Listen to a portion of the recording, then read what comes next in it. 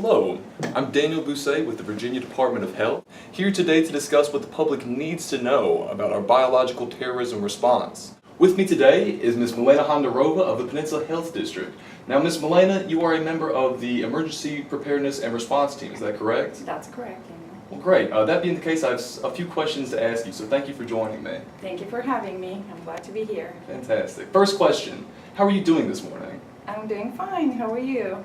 Wonderful. Thank you so much for asking. So, what are some of the common things that the public needs to know about bioterrorism?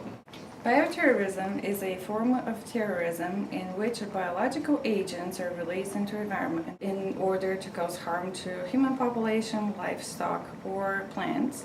These agents could be bacteria, viruses, or toxins, and they're differentiated in different categories depending on the risk they possess for the population. The examples of biological agents are anthrax, botulism, smallpox, or hemorrhagic fever. Fascinating. Now, which landmarks in our area would be considered the most vulnerable? In the area we live in, there are several military bases, 2 airports, one in Norfolk and one in Newport News, Williamsburg area. There's a nuclear plant in Surrey and also a few very popular tourist destinations that are all considered to be vulnerable to bioterrorism. So, which agent would you say would cause the most damage to the peninsula area?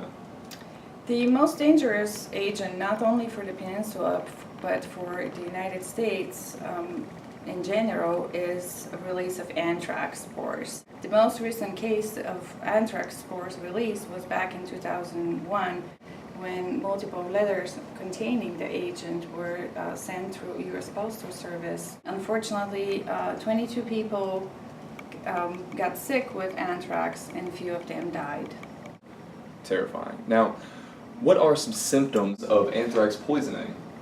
Some of the symptoms can be cough, nausea, stomach pain, and headache. Now, would an area affected by an anthrax release be isolated from the surrounding state or country? And also, if you could you tell me about what restrictions on transportation flow to and from that area? What is our situation with that? In case of anthrax release, the area would not be isolated per se. We actually encourage people to stay in the area and receive medication for countermeasure in a timely manner. Now, tell me, Ms. Hondarova, currently, are there any existing response plans in the event of an anthrax release in the peninsula area? Yes, there is. Peninsula Health District has a very detailed emergency response plan developed in order to address any possible health threat to the population. The main goal of this plan is to deliver medication in a timely manner to the entire population, including commuters and visitors of the area. So what kind of information would you say local residents would need to know in order for this emergency response plan to be executed as efficiently and effectively as possible? The most important thing is for the residents to remain calm, avoid chaos, and stay informed by listening to the news broadcast. I would also like to ask the residents to be considerate of the elderly people who are homebound or have limited transportation and are not able to come and take their medication.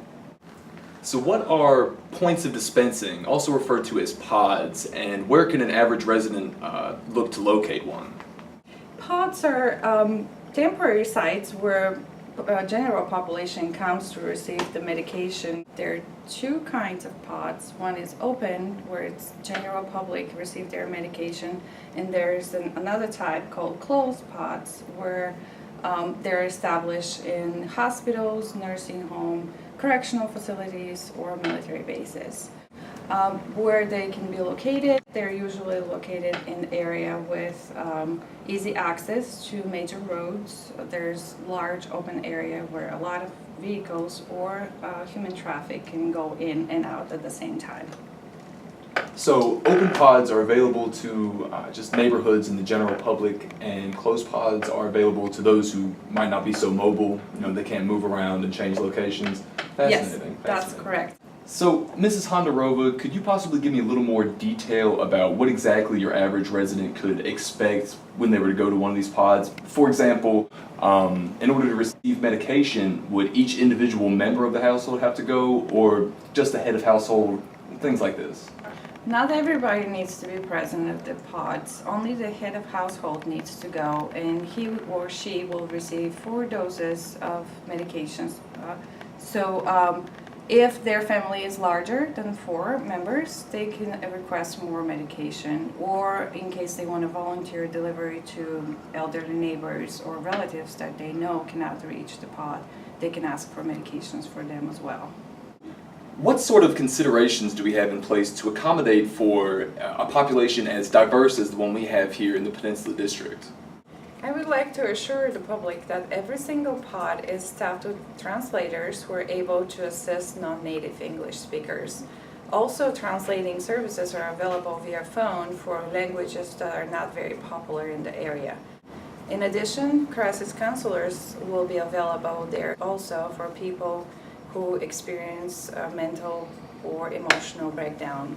Is there anything else that you would like to share with me and to the public that you think is very important for us to know?